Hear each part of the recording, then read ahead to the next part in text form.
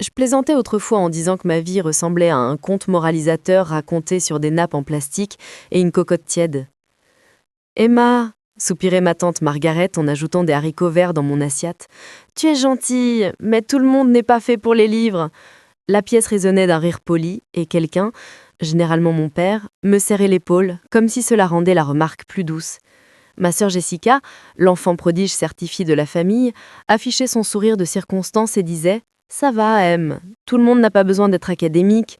Tu es douée pour d'autres choses. » Commodément flou.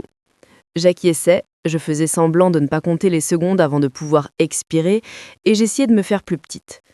Mais ce que ma famille ne savait pas, c'est que j'avais déjà été acceptée dans une université qu'on m'avait assurée hors de ma portée et que, dans le tiroir de mon bureau, se trouvait une lettre de bourse suffisamment généreuse pour couvrir 2 fois 4 ans de frais de scolarité. Tout avait commencé des années plus tôt, avec un rythme que j'avais bâti pour ne pas me briser. J'étudiais quand la maison était plongée dans le noir, quand même les grillons semblaient chuchoter. « Tu es sûre ?»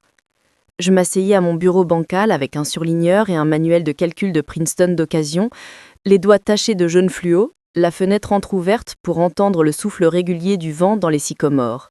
« Tu perds ton temps !» disait ma mère quand elle me surprenait à étudier après minuit. « Les filles n'ont pas besoin de diplôme STEM, concentre-toi sur ce qui te rend heureuse. »« C'est ça qui me rend heureuse, murmurai-je, et elle secouait la tête.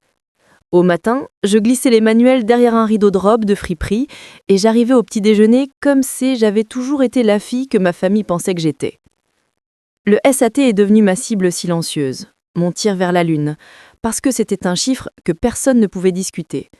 Je me souviens du jour où le score est arrivé, la texture de l'enveloppe, la façon dont mes mains ont légèrement tremblé avant de l'ouvrir. J'ai verrouillé la porte de ma chambre, je me suis assise en tailleur sur le tapis usé et j'ai déplié le papier lentement, comme si les chiffres pouvaient s'enfuir. 1580. J'ai fixé les numéros jusqu'à ce qu'ils se transforment en rivière. Dans le couloir, Jessica était sur haut-parleur, annonçant son 1200 à un chœur de tante qui gloussait comme un chœur grec de fierté maternelle. « Bravo, Jess !» exclama tante Sarah. « Tu vois, Margaret, ce programme d'été à Northwestern a vraiment porté ses fruits. » Fredonna ma mère. « C'est notre fille !» J'ai pressé la paume sur le papier comme s'il allait refroidir si je ne le réchauffais pas de ma peau, et j'ai chuchoté. Mais je ne l'ai dit à personne. Pas cette fois-là. Chaque printemps, nous avions un dîner des choix d'université en famille. Un événement qui aurait pu être festif s'il n'avait pas semblé si scénarisé. Jessica s'épanouissait sous les projecteurs.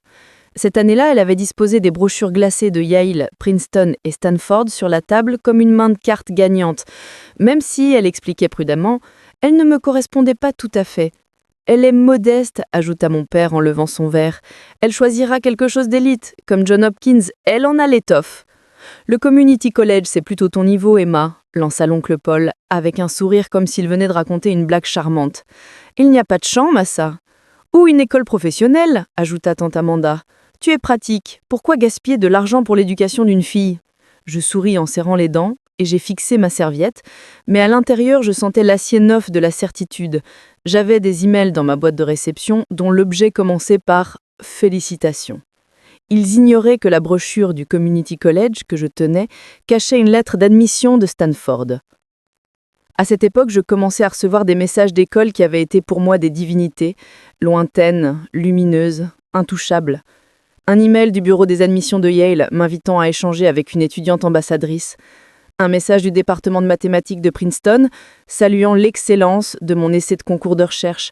Une actualisation de portail du MIT avec ce mot que j'avais pratiqué devant le miroir pour qu'il ne sonne pas comme un mensonge. Admis. L'email que j'ai reçu cette nuit-là allait tout changer, murmurai-je à la pièce vide en lisant la notification d'une bourse au mérite pluriannuel de 180 000 $. J'ai passé le pouce encore et encore sur le pavé tactile de l'ordinateur, respirant lentement jusqu'à ce que mon cœur ne cesse d'essayer de grimper d'hors de mon gorge. L'email de la bourse affichait une pluie de confettis digitaux dorés et bleus. Ça ressemblait à un tour de magie. Ça avait le goût de permission. Jessica adorait raconter son parcours comme un documentaire avec musique dramatique. « J'ai réduit ma liste », déclara-t-elle au brunch du dimanche suivant, en rejetant ses cheveux. Le programme de journalisme de Northwestern est en tête. Ou peut-être une année de césure pour travailler sur mon blog. Tu es la plus intelligente, approuva ma grand-mère. Ta sœur trouvera un bon mari. J'ai croisé le regard de Jessica au-dessus de mon jus d'orange et j'ai souri. J'ai postulé à quelques endroits aussi. Elle a levé un sourcil parfaitement dessiné. Lesquels ? Juste quelques-uns, dis-je en attrapant mon toast. Les community collèges dont des admissions en continu, m'informa-t-elle, comme si je lui avais demandé. C'est bien d'être réaliste. Je suis réaliste, dis-je. Dans ma poche, mon téléphone a vibré. Une nouvelle notification. Je me suis excusée et je suis allée dans le couloir, où la lumière était plus douce. Une lignée d'objets prit forme. National Merit Scholar Finalist, félicitations Emma. J'ai posé mon front contre le mur et j'ai ri en silence. Un son comme l'air qui s'échappe d'un ballon. L'aura de l'enfant doré brillait encore plus la semaine de la fête de remise de diplôme de Jessica. Le jardin était décoré de guirlandes lumineuses, une banderole « On va de l'avant » flottait dans la brise, et un collage montrait Jessica en train d'étudier dans des cafés soigneusement mis en scène. « Ah Jessica !» annonça mon père, micro en main. « Notre érudite !»« Notre future dirigeante !» ajouta tante Sarah. « Ton frère est l'intelligent !» me dit un voisin par erreur en jetant un œil à Jessica et en se trompant de genre, ce qui rendit les rires plus piquants. « Au moins ta sœur a eu une bourse complète, à la fac d'État !» murmura un autre voisin avec pitié pour moi. J'ai hoché la tête, souriant comme si ma peau n'était pas trop serrée. Puis mon téléphone a sonné. « Numéro inconnu », indiquait-il avec un indicateur du Massachusetts. Je me suis glissée derrière l'hortensia et j'ai répondu. « Allô ?» Une voix chaleureuse répondit. « Bonjour Emma, ici le doyen Reynolds du MIT. Je voulais te féliciter personnellement pour ton admission. Nous avons été impressionnés par tes résultats en concours de recherche et ton essai. » Ma bouche s'est séchée. « Doyen Reynolds ?» Il a ri. « Oui, nous sommes aussi ravis de t'offrir un complément de bourse de recherche que tu vas adorer. » J'ai posé une main sur ma poitrine et j'ai chuchoté. « Merci. »« Nous enverrons les détails, dit-il, mais je voulais que tu l'entendes de ma bouche. » Bien sûr, s'il y a une chose que les familles fleurent mieux qu'un rôti, ce sont des secrets. Une semaine après la fête, ma mère a trouvé un courrier dans ma chambre et s'est tenue sur le pas de la porte, le brandissant comme de la contrebande. « Emma ?» appelle-t-elle. L'enveloppe était épaisse, crème, le nom Princeton University gravé dans une encre qui luisait à la lumière. « Qu'est-ce que c'est ?» Je l'ai prise avec soin. « C'est à moi. »« Depuis quand postules-tu à des endroits comme ça ?» exigea-t-elle. « Depuis toujours, et mets-moi cet honneur de leur douceur. »« Nous n'avons pas cet argent, insista-t-elle, comme si l'argent n'avait jamais été la raison pour laquelle je n'étais pas censée essayer. Il y a une bourse de 125 000 $. Impossible, répliqua-t-elle sèchement. Les filles n'ont pas besoin de courir après les grands noms. Ce n'est pas une question de nom, répondis-je, c'est une question d'opportunité. Elle me dévisageait comme une militant potentiellement dangereuse et s'en alla sans fermer la porte. Puis vint Oxford, le rêve qui résonnait en moi comme une vieille cloche de cathédrale. J'avais passé un été à apprendre leurs exigences, à mémoriser les conventions du personal statement, à obtenir des références de 2 professeurs qui y croyaient en moi, une fois que je sentais comme du soleil sur la peau. J'ai tapé et retapé ma lettre de motivation sous la lueur douce de ma lampe de bureau, révisant jusqu'à ce que les mots sonnent juste comme un théorème démontré. Jessica s'est mise à rôder près de ma chambre, offrant des sourires friables. « Tu travailles sur quoi ?» demandait-elle. « Juste des devoirs, dis-je. »« Ne t'épuise pas pour rien, » répliqua-t-elle. Je n'avais pas réalisé qu'elle connaissait mes mots de passe depuis que je lui avais emprunté son ordinateur la semaine des examens finaux.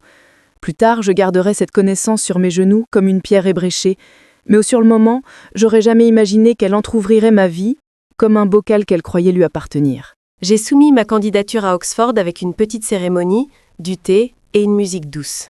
J'ai vérifié 3 fois les cases, confirmé mes références, expiré, puis cliqué sur « Envoyer ». Une semaine plus tard, un email est arrivé. Référence indisponible. Action requise. Perplexe, je suis allée sur le portail, mais mon identifiant échouait. J'ai réessayé. Rien. Mon estomac s'est contracté. J'ai réinitialisé le mot de passe et je suis entrée, et ce que j'ai vu a fait se brouiller ma vision.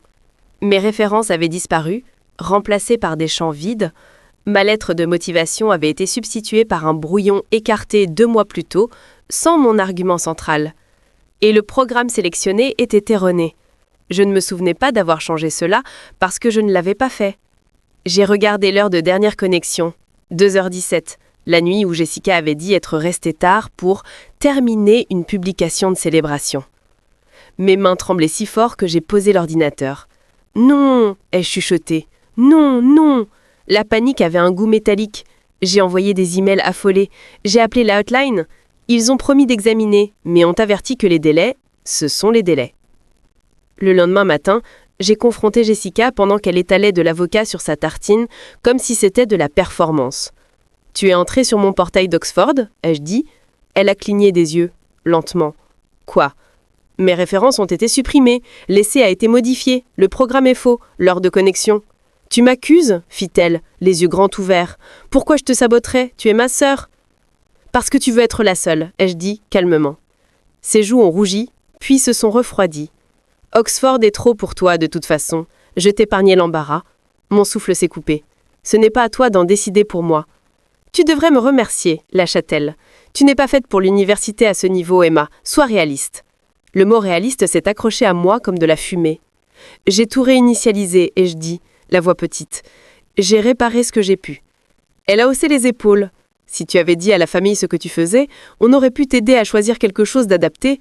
J'ai avalé difficilement, goûtant le mensonge qu'elle enveloppait d'un ruban maternel.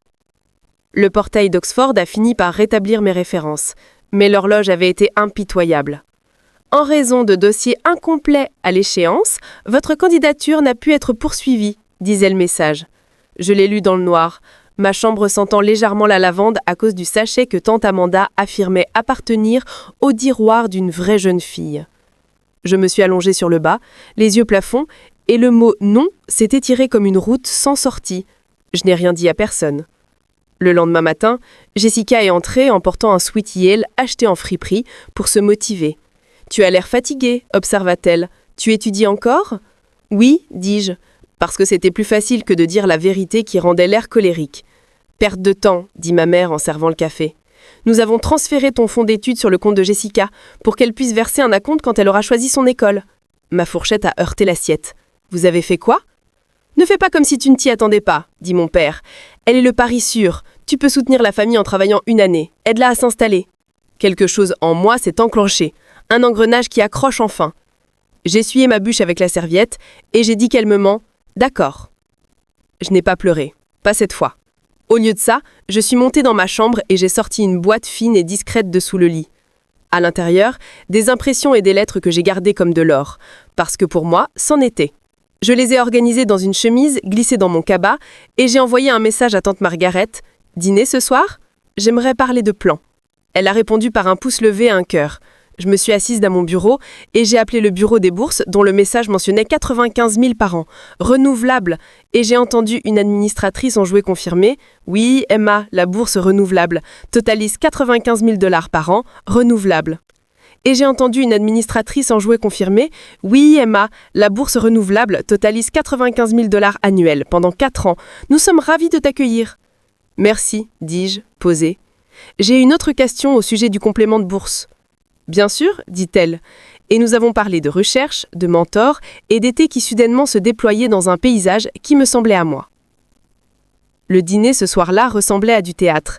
La table était dressée avec la belle vaisselle de ma mère, un poulet rôti brillait sous la lumière et des verres en cristal piégeaient les reflets comme des prismes.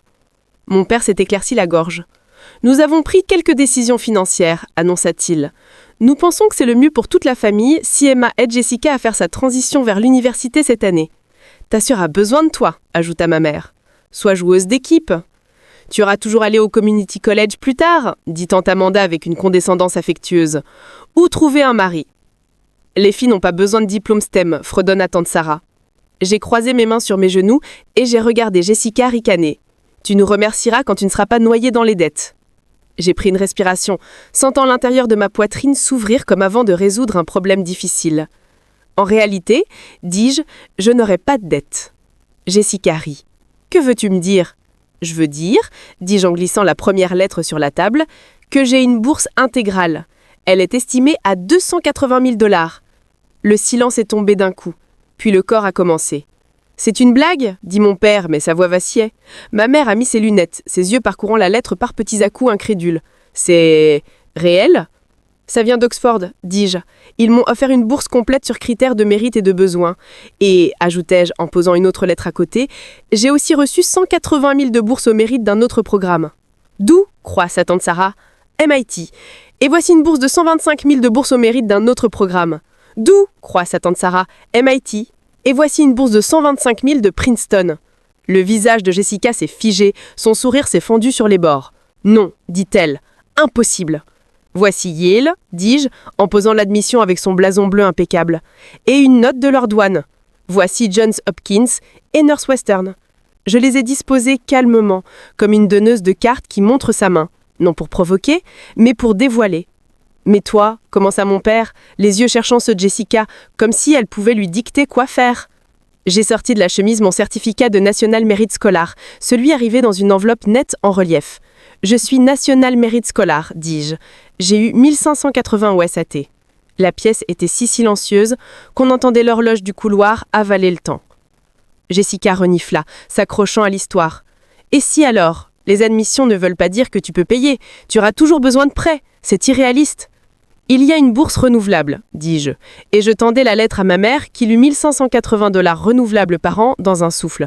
Et ceci, ajoutai-je, en glissant l'email imprimé, est une note du douane Reynolds d'MIT, faisant suite à un appel qu'il a passé durant ta fête de remise de diplôme. La bouche de mon père s'ouvrit, puis se referma. Tu as pris cet appel ? Oui, dis-je, pendant ton toast. Nous avons toujours cru en toi, souffla ma mère, se rétablissant facilement, les rouages mettant en marche pour réécrire l'histoire. Nous te motivions. Tante Amanda acquiesça. Nous savions que tu avais ça en toi. Tante Margaret esquissa un sourire fragile, ses yeux allant de Jessica à moi. J'ai levé le menton, sentant à la fois le poids et la légèreté de ce moment comme une paradoxale résolution. Non, dis-je, doucement. Ce n'est pas vrai. Et ce n'est pas grave. Mais j'ai besoin que vous sachiez que j'ai fait tout ça sans votre approbation. Je l'ai fait quand même. Jessica se leva, les mains tremblantes, le masque enfin glissant. Tu mens, cracha-t-elle. Tu as piraté quelque chose. Tu n'as pas la discipline. J'ai pensé à mon portail d'Oxford, à l'horodatage 2h17, et j'ai ressenti une tristesse à la fois immense et microscopique. Je n'ai pas menti, dis-je. Mais toi, si. Elle cligna des yeux. De quoi tu parles ? D'Oxford, dis-je. Tu as modifié ma candidature. Tu as supprimé mes références. Tu as changé mon programme. Une bouffée d'air collective a semblé aspirer la pièce. C'est insensé, répondit-elle vite. Pourquoi je ferais ça ?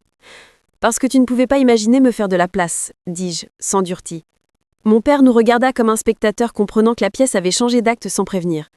Jessica, demanda-t-il, prudent, tu as fait quelque chose ? Ses yeux vacillèrent et dans ce vacillement la vérité apparut comme un fil dénudé. Je la protégeais, lâcha-t-elle enfin, faible défense. Oxford l'aurait écrasé. On ne protège pas quelqu'un en le réduisant au silence, dit doucement tante Margaret, me surprenant. Tu avais peur, dis-je à Jessica, et tu as fait quelque chose de cruel. Mais je ne passerai pas ma vie à me rétrécir pour ton confort. Nous étions un tableau figé, une famille prise dans l'ambre d'une histoire trop longtemps racontée. J'ai rassemblé les lettres, les ai glissées dans ma chemise et je me suis levée. Voici ce qui va se passer, dis-je, la voix droite comme un niveau. Je déménage sur le campus en août. J'ai accepté un package qui me permettra de me concentrer sur mes études. Je n'aurai pas besoin de votre aide financière. Mais nous pouvons aider, s'exclama ma mère, trébuchant sur l'enthousiasme. Nous pouvons te conduire, installer ta chambre. Non, dis-je, douce mais ferme. J'installerai ma chambre moi-même. C'est ridicule, siffla Jessica. Tu ne vas même pas dans une école comme Oxford. Non, acquiesçai-je, et j'en suis quand même fière. Elle me regarda comme si j'avais enfreint une règle qu'elle n'avait pas écrite, mais en laquelle elle croyait farocement. Quand tu abandonneras, dit-elle, ne viens pas pleurer. Quand je serai diplômée, répondis-je, je te le ferai savoir. Les mois qui suivirent furent une sorte de baume. J'ai emménagé dans un dortoir qui sentait la peinture fraîche et l'espoir, j'ai épinglé des photos de visite de campus sur un panneau de liège, et j'ai fait d'un carré d'espace et de lumière un chez moi. J'ai rencontré des gens qui ne traitaient pas l'ambition comme une pathologie rare chez les filles. Je suis allée à une cérémonie de remise de bourse où mon nom a été appelé pour 150 000 $ de financement combiné. Un chiffre qui m'a coupé le souffle, même si j'avais déjà refait le calcul 100 fois. J'ai serré la main d'une donatrice qui m'a dit « Nous avons lu ton essai 2 fois » et j'ai souri si fort que mes joues me faisaient mal. La première fois que je me suis connectée à un portail d'admission sur mon ordinateur à la bibliothèque, la lueur de l'écran ressembla à une levée de soleil conçue juste pour moi. La nuit, je traversais la cour, je sentais le poids de mon sac, la morsure fraîche de l'air, et je chuchotais « Tu l'as fait », non comme une fanfaronnade, mais comme une prière. Je restais discrète au sujet de ma famille. Quand tes amis demandaient, je disais « C'est compliqué », et elles acquiesçaient avec la compassion de celles qui ont leur constellation familiale tout aussi complexe. J'ai travaillé dans un laboratoire où les néons bourdonnaient et où mes mains ont appris la cadence des pipettes et du code. J'ai scotché mon certificat de National Merit Scholar à l'intérieur de la porte de mon placard, non pour fanfaronner, mais pour ancrer la fille qui l'avait lu dans le couloir, le cœur battant. J'ai mené un projet de recherche qui a gagné un petit prix, puis un plus grand. J'ai trouvé une mentor qui m'a regardée, a dit « Emma, tu vois des systèmes », comme si c'était un don. La première fois que mon premier lot de lettres de doyen est arrivé pour le tableau d'honneur, je ne l'ai pas dit à mes parents. J'ai envoyé à tante Margaret une photo de l'enveloppe immaculée avec ces mots « Ça va ». Elle a répondu par 3 cœurs et « Prière de toi ». Les autres tantes en envoyaient des recettes, leur façon à elles de dire l'amour, et j'ai essayé de l'accepter ainsi. L'été suivant, j'ai reçu un appel de la présidente d'un comité de bourse. « Emma, dit-elle, sa voix pleine de rire retenu, nous augmentons ton attribution. » Je me suis assise sur les marches de la bibliothèque, la lueur s'accumulant sur la pierre comme de l'eau tiède. « Je ne sais pas quoi dire, avouai-je. »« Dis que tu vas continuer ce que tu fais, » répondit-elle. « Nous investissons dans des étudiantes comme toi parce que vous changez les choses. » J'ai posé ma main libre sur le béton et j'ai pensé aux démonstrations mathématiques et aux premiers principes, à la façon dont j'avais construit ma vie à partir de petites vérités obstinées. « Je continuerai, » dis-je. Ce soir-là, j'ai ouvert mon mail et trouvé un message d'une professeure de Johns Hopkins à propos d'un poste de recherche d'été. Le message ressemblait à une porte secrète dans un couloir familier. Je l'ai franchi et j'ai passé 10 semaines à apprendre, échouer, réapprendre, manger des sandwichs à mon bureau et sourire comme quelqu'un qui a élargi sa définition du possible. Je suis diplômée dans une robe de la couleur de l'aube, summa cum laude, une clé de Phi Beta Kappa refroidissant contre mon sternum. Quand mon nom a été prononcé, l'auditorium a vacillé un instant, puis s'est stabilisé, et j'aurais juré entendre une voix, ma voix, enfant, qui disait « On l'a fait ». Mes parents sont venus, ils ont applaudi au bon moment. Après, ma mère m'a serré à chuchoter « Nous l'avons toujours su ». Et je ne l'ai pas corrigé parce que certaines batailles sont des invitations à rester dans une guerre que tu ne veux plus mener. Jessica était absente, occupée, dit-elle, par le travail. Sur les photos prises par mes amis, je rayonne, le soleil rendant tout plus brillant qu'avant. Les gens jettent des mots comme des confettis ces jours-là. Promesse, futur, brillance, et j'en ai capturé quelques-uns. Je les ai glissés dans ma poche et j'ai avancé.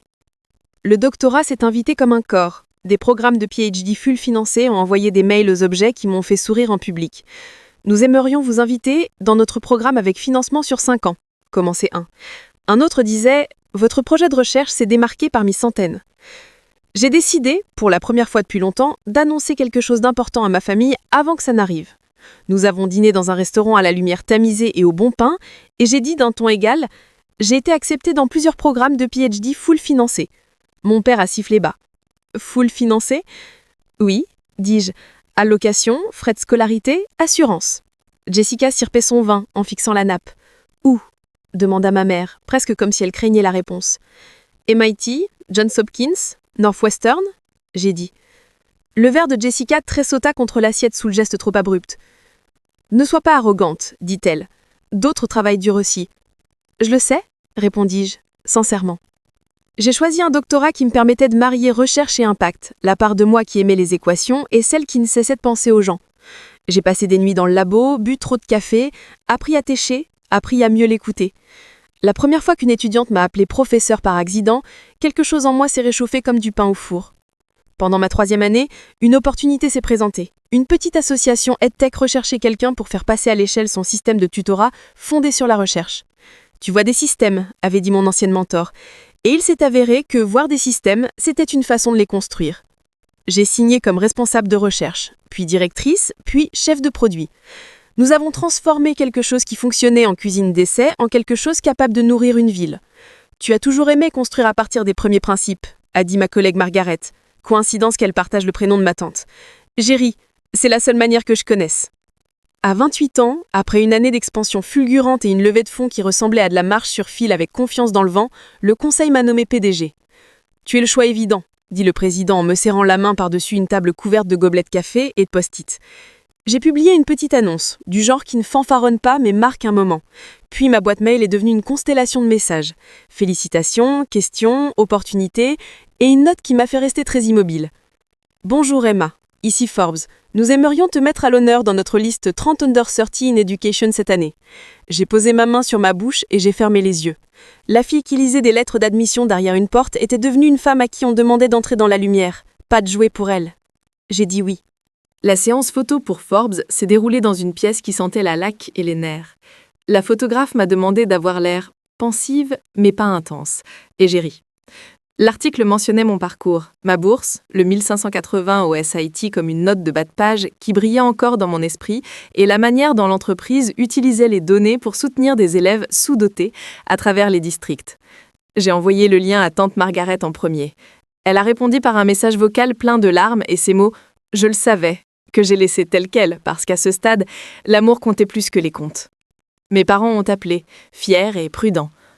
Nous avons toujours, commença ma mère, et j'ai dit doucement « Merci », parce que dire l'autre chose ne changerait rien sinon la forme de l'espace entre nous.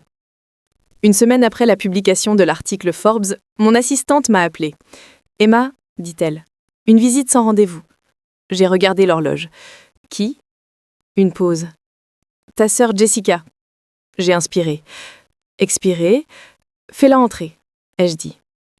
Elle est entrée dans un blazer qui chuchotait la dépense, maquillage net, regard balayant la pièce comme pour y détecter les failles.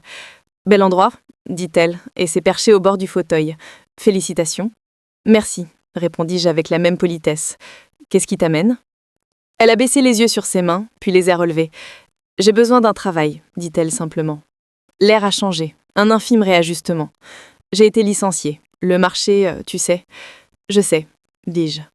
Quel type de poste cherches-tu ? Un rôle en stratégie, répondit-elle vite. Je suis forte sur la vision d'ensemble. Tu as de l'expérience en éducation ou un produit ? Ai-je demandé. Non, mais j'apprends vite, dit-elle, puis sourit ce sourire qui lui avait toujours ouvert les portes. Et tu me connais ? Il existait une version de l'histoire où je disais oui sans réfléchir, où je tordais la forme de mes propres limites pour porter celle qui, autrefois, avait décidé que je ne méritais pas d'essayer. Mais il y avait l'autre version, celle que j'avais écrite lentement, pendant des années, avec des cahiers lignés et un courage silencieux. « Jessica, dis-je, nous n'avons pas d'ouverture à ton niveau en ce moment. Si un poste correspondant à ton expérience s'ouvre, mon équipe pourra examiner ta candidature avec les autres. » Sa bouche se crispa. « Tu es ma sœur ? » ?»« Oui. Et je tiens à toi. C'est précisément pourquoi je ne vais pas te mettre en difficulté, ni demander à mon équipe d'aménager un poste pour quelqu'un qui n'est pas le bon profil maintenant. Tu me punis, dit-elle doucement, avec la surprise enfantine des conséquences. Non, répondis-je. Je pose la même limite que je poserais pour n'importe qui. Elle changea de stratégie. Nous te motivions, proposa-t-elle. Tu ne serais pas là si on n'avait pas poussé. Tu devrais nous remercier. J'ai pensé aux nuits à étudier, au portail d'Oxford, où les filles n'ont pas besoin de diplôme STEM présenté comme un conseil, et j'ai ressenti un mélange étrange d'affection et de douleur. Je remercie les gens qui ont cru en moi. Je remercie les professeurs qui ont appelé, les comités de bourse qui ont pris un risque, les collègues de labo qui sont restés tard, tante Margaret pour les gratins qui étaient vraiment de l'amour, et moi-même pour avoir continué quand on me disait d'arrêter. Je ne remercie pas le sabotage, je ne remercie pas le découragement déguisé en dureté. Elle tressaillit. Tu es encore fâchée pour Oxford ? Je ne suis pas fâchée, répondis-je, surprise de sentir que c'était vrai. Je suis différente à cause de ça, mais je ne ferai pas semblant que ça n'est pas arrivé. Nous sommes assises dans un silence qui n'était pas hostile, simplement nouveau. Elle regardait encore la pièce, son regard s'accrochant à une photo encadrée de notre cérémonie de bourse, celle où je tiens un certificat et essaie de ne pas crier. « Tu as tout fait », dit-elle, plus une constatation qu'une question. « Oui, avec de l'aide, avec de la chance, avec du travail. » Elle a hoché lentement la tête, le combat se dégonflant. « Je pensais que si tu passais devant, il ne resterait plus de place pour moi. J'avais tort. Il y a de la place. Mais il faut que tu t'y tiennes toi-même. Je ne sais pas comment. » À voix-t-elle si bas que j'ai presque manqué ces mots. Commence quelque part. Commence petit. Commence par quelque chose que tu n'as pas besoin de jouer. Elle expira, un souffle qui vacillait à la fin. D'accord, dit-elle. Et à cet instant, ses épaules ressemblaient moins à une armure et plus à quelque chose qu'on peut enlever. Quand elle est partie, je suis restée devant la fenêtre à regarder la ville palpiter de mille histoires. Dans la vitre, mon reflet se superposait à une ligne d'horizon qui autrefois m'était aussi abstraite qu'un graphique à la craie. Si tu avais dit à la fille penchée sur un recueil de problèmes du MIT d'occasion qu'un jour elle serait ici, elle aurait souri et l'aurait ajouté à la liste des fantasmes qu'elle ne savait pas encore être des plans. Le lendemain, d'y appeler mon équipe, et nous avons construit un petit programme de stage qui ne privilégiait pas les relations au détriment de l'apprentissage. Nous nous sommes associés à un community college, un lieu que ma famille avait utilisé comme synonyme d'échec, et nous avons créé un pipeline qui a hissé des étudiants vers des postes avec formation et accompagnement. C'est drôle, dit ma collègue Amanda en relisant le plan final. Comment une porte fermée par mesquinerie devient une porte qu'on ouvre aux autres. C'est satisfaisant, non ? Ai-je dit. Et elle a ri. Ça l'est. Des années plus tard, quand j'ai traversé une autre scène pour recevoir une distinction honorifique pour mes contributions à la recherche en éducation et à l'accès, mes parents étaient dans le public. Ils ont pleuré. Jessica a envoyé des fleurs portant ces mots « Fière de toi » et j'ai envoyé un TMS de remerciement. J'espère que tu vas bien. Nous avions trouvé une façon d'être dans la vie l'une de l'autre qui n'exigeait pas que je me rapetisse, ni elle qu'elle fasse semblant qu'elle n'ait jamais eu tort. Quand des journalistes me demandaient le « secret », je disais quelque chose de vrai. Ce n'était pas un secret, c'était du travail. C'était refuser d'accepter les plafonds des autres comme mon ciel. Parfois, tard le soir, quand le bureau était calme et que la ville bourdonnait comme un être vivant, j'ouvrais l'ancienne fortune, celle avec les lettres qui avaient été un pont fragile, et je les lisais comme une écriture sacrée, non pour revivre la blessure, mais pour me souvenir de l'architecture. Espoir, effort, preuve. De temps en temps, je recevais des messages de filles qui sonnaient comme moi à 16 ans. Ma famille dit que je ne suis pas faite pour l'université, écrivit l'une. Ils veulent que je sois réaliste. J'ai répondu avec les mots dont j'avais eu besoin. Réaliste peut vouloir dire limité par ce qu'on a vu. Tu as le droit d'agrandir cette définition. Étudie pendant qu'ils dorment. Postule là où tu n'es pas censé dire à voix haute que tu postules. Garde tes preuves. Je leur ai parlé du certificat de National Merit Scholar, comment il brillait comme une bougie dans une maison sombre. Je leur ai parlé de la bourse renouvelable de 95 000 $, de la bourse au mérite de 180 000 $, des 125 000 $ qui ressemblaient à une clé. Je leur ai parlé du doyen qui avait appelé pendant une fête où personne ne pensait que j'avais quoi que ce soit à célébrer. Je leur ai dit ce que ça fait de sortir des lettres d'une chemise et de les poser sur une table. Comment mes mains tremblaient puis se stabilisaient, comment une pièce peut changer de forme autour d'une vérité. Quand je pense à Oxford aujourd'hui, ce n'est plus une plaie, plutôt une cicatrice qui trace le chemin que j'ai réellement emprunté. Cette perte m'a poussé de côté vers quelque chose qui m'allait d'une manière que je n'aurais pas pu prévoir. Je me mesurais aux noms autrefois, parce que les noms étaient ce que ma famille comprenait. À présent, je me mesure à l'impact, au nombre d'élèves dont les cérémonies de bourse ont prononcé leur nom cette fois, dont les portails d'admission ont scintillé pour eux, dont les parents ont appris à dire « Nous croyons en toi » avant que le moment n'exige des excuses.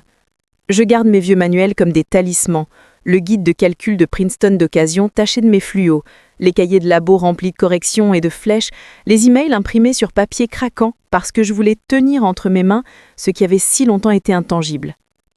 J'ai longtemps cru que l'intérêt d'une révélation était de gagner, de prouver. Maintenant, je comprends que l'intérêt est d'être vu, clairement.